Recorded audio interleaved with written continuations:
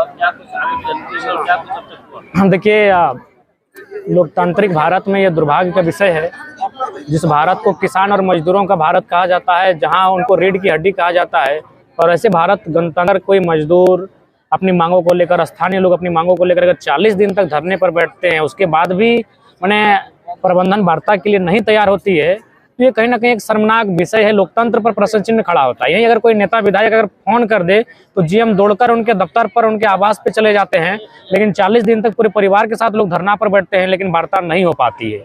उसी कारण आज बंदी का आह्वान किया गया है, और ये बंदी तब तक रहेगी जब तक कि वार्ता सफल नहीं होती है। आगे की रणनीति किस तरह से आगे? आगे की रणनीति और इस आंदोलन को बृहद किया जाएगा।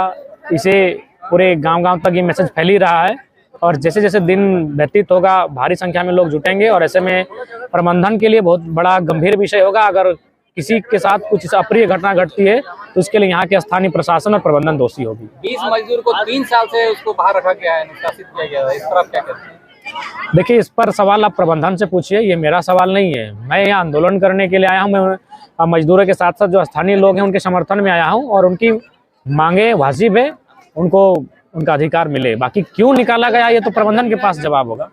अनिश्चितकालीन चक्का जाम जारी रहेगा? हाँ, अनिश्चितकालीन, जब तक वार्ता नहीं होती है हमारे, हाँ, जब तक मांग पूरा नहीं होगा तब तक ये आंदोलन चलेगा। इतने देरी से आए हुए हैं, अभी तक कंपनी का कोई भी वार्ता करने? देखिए, आप जानते हैं कि कंपनी भले नाम की कंपनी होती है, लेकिन उनका संबंध पॉलिटिशियन से होता है, माफियाओं से होता है। तो कहीं ना कहीं उन्होंने वो आश्वासन दिया होगा कि आप धीरज रखिए, हम लोग इसको सॉर्ट आउट कर लेंगे। लेकिन खैर, ये नया आंदोलन है, नया झारखंड है। अब हर एक व्यक्ति अपने अधिकारों को समझने लगा है, वो लड़ने के लिए तैयार है।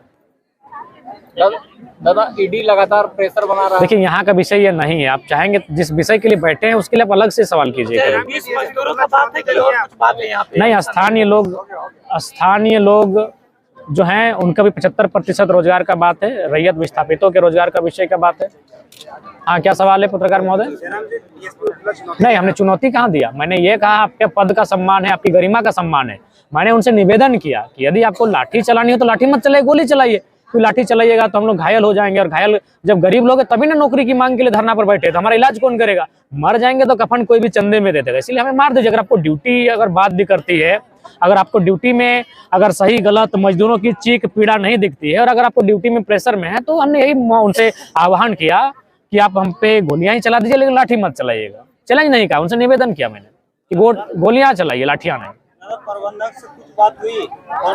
देखिए, बात नहीं हुई है, लेकिन आसार है कि बात जल्द होगी। वार्ता नहीं हो तो अगला निर्णय क्या होगा? अगला निर्णय, ये आंदोलन का स्तर बढ़ेगा। इसके बाद बंदी के बाद हम लोग अन्य विकल्प होंगे। आमरण अनशन है, आत्मदाह है, हर वो हथकंडा अपनाएंगे जो लोकतांत्रिक भारत में कंपनी और रैयत के बीच लड़ाई होती है, हर उस हथकंडे से हम लोग गुजरेंगे। 30 मजदूरों को निकाला गया था, तो कुछ कारण बस निकाला गया? देखिए, मैं बार बार कह रहा हूँ, आप लोग मीडिया वाले हैं, लेकिन अभी तक सवाल आप लोग सही से नहीं करते हैं। यार, जो भी कारण वो प्रबंधन से पूछे या फिर मजदूर लोगों से पूछिए। हम उनके समर्थन में आए हैं, ये प्रबंधन से पूछा जाए। हाँ, 75% स्थानीय और 20 मजदूरों को भी रिपीट किया जाए। हम लोग गए तो पता चला कि गांव 2 भाग में बढ़ चुका है। देखिए, अगर नहीं, ऐसा बात नहीं है, ये अफवाहें हैं। लोग बड़ी मुश्किल के साथ एकजुट हुए हैं, ये अफवाह है। आप बचिए इससे थोड़ा।